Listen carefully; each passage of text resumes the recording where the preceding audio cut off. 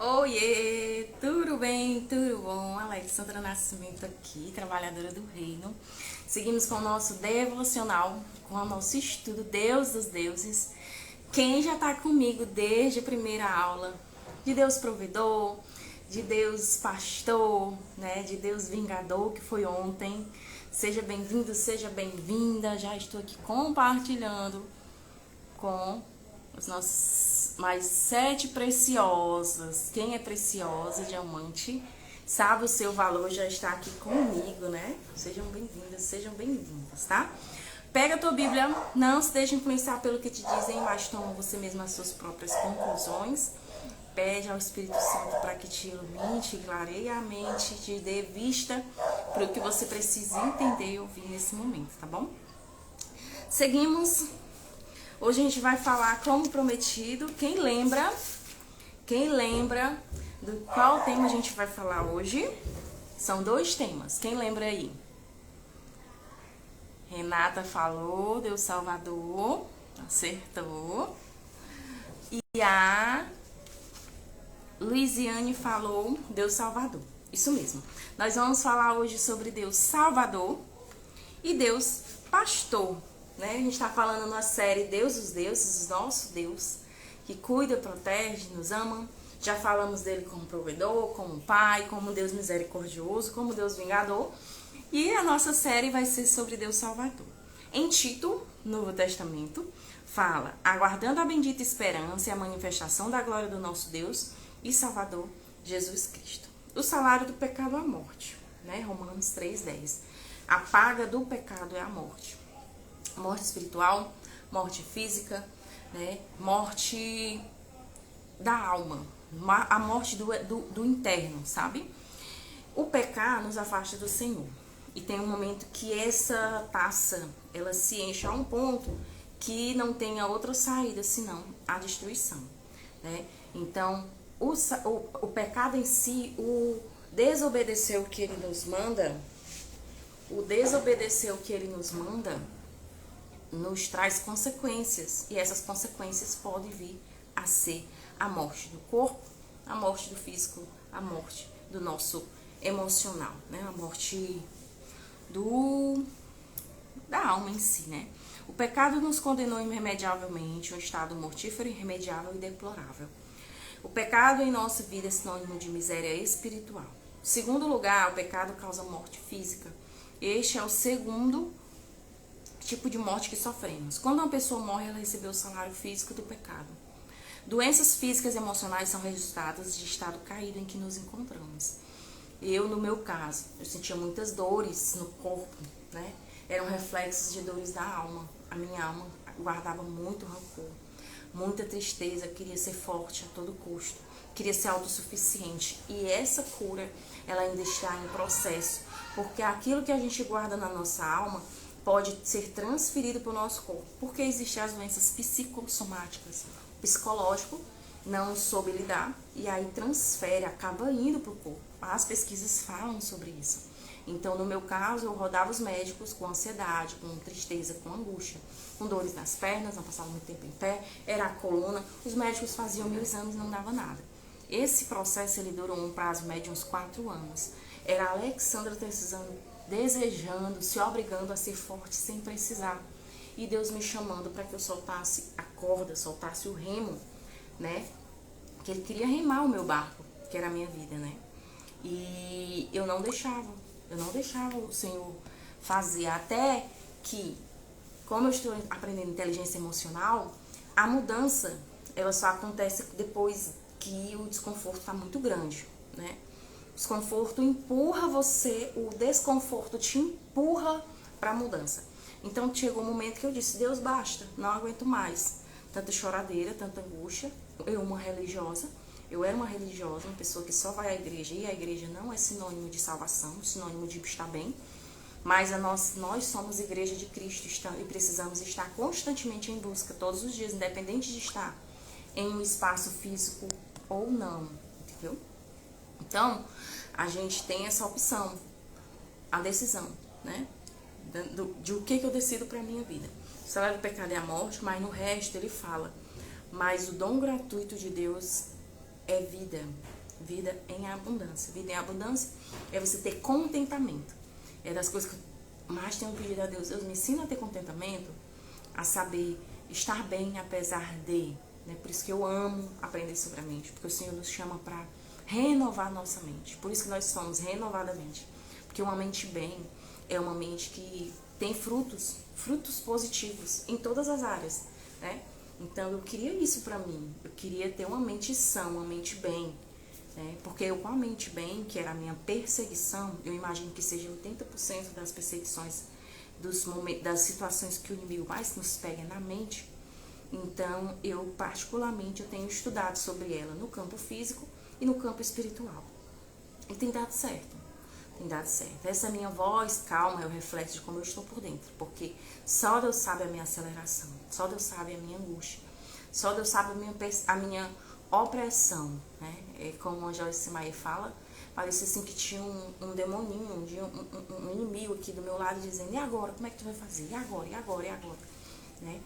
E eu, através de jejum, louvor, adoração, principalmente jejum, eu consegui me limpar de todas as sujeiras que eu estava acumulada. Eu trouxe a abertura, né? Através das minhas atitudes. Então, isso foi uma consequência das minhas atitudes. Então, aqui a gente vê Deus é o Salvador. Mediante a condenação no lago de fogo, eternamente, banido das faces amorosas do Senhor. Mediante isso, podemos perguntar: quem me salvará? Deus é Salvador. Ele decidiu nos salvar por amor, louvor a sua glória e graça. Deus nos salvou e para isso um processo foi efetuado para nos alcançar. Alguns chamam de trâmite desse processo de elos de ouro da salvação. Alguns chamam de termos teológicos ordem da salvação. Embora a ordem possa variar segundo o autor em geral, o mestre bíblico nos apresenta a seguinte ordem. Incluímos aqui nesse devocional um pensamento sobre cada um deles. Eleição é quando Deus nos escolheu, embora estávamos em pecado e não o conhecíamos. 2. Predestinação é quando Deus nos destinou a sair do pecado. Deus nos deu já essa liberdade. Vocação é quando Deus nos chama a sair do pecado. Regeneração é quando Deus nos livra do poder do pecado. Porque o pecado tem suas consequências, né? Mas quando a gente pede, suplica a Ele organiza o nosso caminho. O pecado é qualquer coisa que desobedeça o que Ele nos pede. Satisfação à nossa carne, satisfação ao ego. Né? Justificação é quando Deus remove a culpa do pecado. Nós somos justificados através da morte de Cristo na cruz. Já está como direito, como da graça, como eu falei ontem. Você não precisa fazer nada para ter essa justificação. O que precisamos é obedecê-lo e bendizê-lo para que a gente consiga ter uma vida abundante. Conversão é quando Deus nos tira do caminho do pecado, nos ajuda, né, a sair do caminho errado. A adoção é quando nos tira da filiação de escravidão do pecado. Ele nos tem como filhos, como herdeiros, né? Santificação é quando Deus tira sobre nós a influência do pecado. Quando a gente nos limpa, nos permite nos limpar através de oração, de louvor, novas atitudes, novos resultados. A gente reflete tudo aquilo que a gente consome, escuta, ouve, fala, né? Músicas, tudo isso a gente tem que ficar bem atento. Porque o nosso cérebro, ele não absorve, não neutraliza. Ele simplesmente aceita, tá? Glorificação é quando nos tira da presença do pecado. Pergunta: amo ao Deus que fez tantas coisas por mim e em mim para me salvar? Existe amor por Ele? Falei aqui nos stories esses dias atrás que idolatria é qualquer coisa que nos suga, nos pede, nos exige nosso tempo, nossa energia e nossa atenção, mais do que a Deus. Isso é uma idolatria. Pode ser filho, né, mais do que amor. Pode ser trabalho, pode ser ganância, pode ser amizades, pode ser desejos da carne, como droga, prostituição, fofoca, né? Pode ser muitas coisas, pode ser amar futebol, pode ser amar novelas, pode ser qualquer coisa que tome mais meu tempo, minha energia e a minha atenção, né? Eu vou dizer o meu era o meu trabalho. Meu trabalho era uma prioridade, eu estava correndo atrás do tempo, correndo. Quanto mais eu corria, mais eu me cansava, porque eu queria fazer coisas com o meu braço. E eu tenho promessas no meu trabalho. Eu tenho promessas lindas no meu trabalho, na minha função. E eu pensava que a minha vida se refletia só nisso, se resumia só nisso. Não é. Eu estou corretora, estou vendedora, mas isso pode mudar a qualquer momento. Desde os 18, vai fazer 16 anos. Tem 16 anos. Então, o Senhor precisou dizer assim, ó, acorda, tem coisas mais importantes. E o seu trabalho, você vai continuar tendo colheita da sua plantação. Mas você tem que entender que isso não é o principal. E aí doeu muito, muito, muito, muito. Saber perguntar a Ele. Né? Você já perguntou a Deus, o que é que tu quer pra minha vida? O que é que eu preciso fazer hoje? O que é que te agrada hoje? Fazer as perguntas ajuda muito na nossa vida, muito. Então eu costumo, depois que eu aprendi essa tática, me perguntar muito sobre muitas coisas. Como posso fazer tal coisa? Como eu posso chegar nisso? O que eu preciso fazer? Com quem eu preciso falar? Com quem eu preciso andar? Né? E bem conversa, bem papo aqui, né? E o Senhor me ajudou a ter, né, essa percepção de perguntá-lo. O que é que tu quer, Deus, para minha vida hoje? Como é que eu posso te obedecer? Né? E aí agora a gente chega no ponto de Deus Pastor. Estávamos falando de Deus Salvador. Oi Marina, quem chegou depois, volta, assiste o início. E a gente está falando hoje de Deus Salvador e Deus Pastor. Eu sou o bom pastor. João 10, 11. A passagem bíblica mais conhecida do mundo é o Salmo 23. Pode haver outras conhecidas, mas talvez seja insuperavelmente superior. Talvez na mesma medida que seja conhecida pelo nada me faltará. É pouco conhecida pela implicação que possui. Salmos 23, vamos aqui. Senhor é meu pastor, nada me faltará, deitar-me faz em verdes pastos, guia-me mansamente nas águas tranquilas. Não sei decorar do resto. Se Deus é meu pastor, logo eu devo ser sua ovelha. Sendo essa uma metáfora de servos de Deus, precisamos considerar como nosso amor pelo Senhor aumentará na medida que meditamos no fato dele ser o nosso pastor. Você sabe o que pastor fazem? Você vai ficar de boca aberta. Pastor, ele disciplina, corrige e guia as ovelhas para os pastos mais saborosos, para as águas tranquilas. E uma coisa que eu descobri que eu não sabia, que Deus, ele também é disciplinador. Isso eu já sabia, né? Que Deus, ele é como um pai amoroso que também disciplina.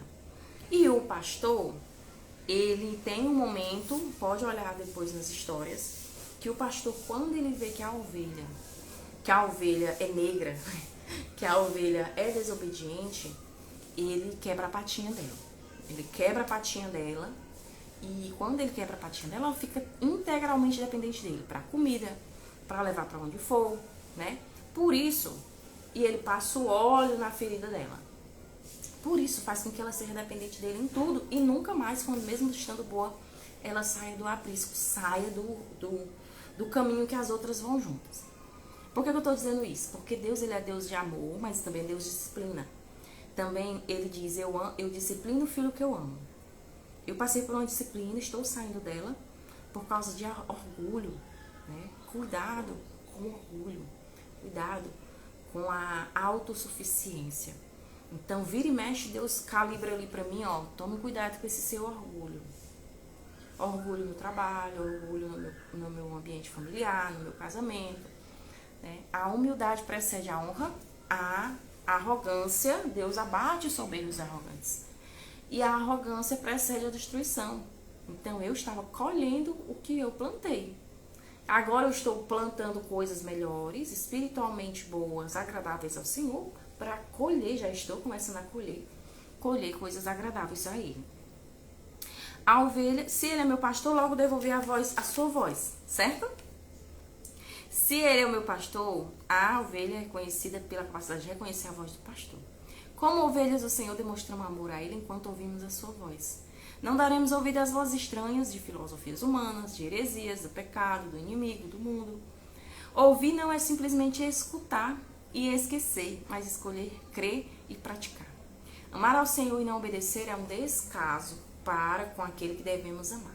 Se Deus é meu pastor, logo confio em sua direção, correto? Não é Ele que me guia? Salmo 23, 3. A ovelha se perde facilmente, por isso precisa de orientação pastoril.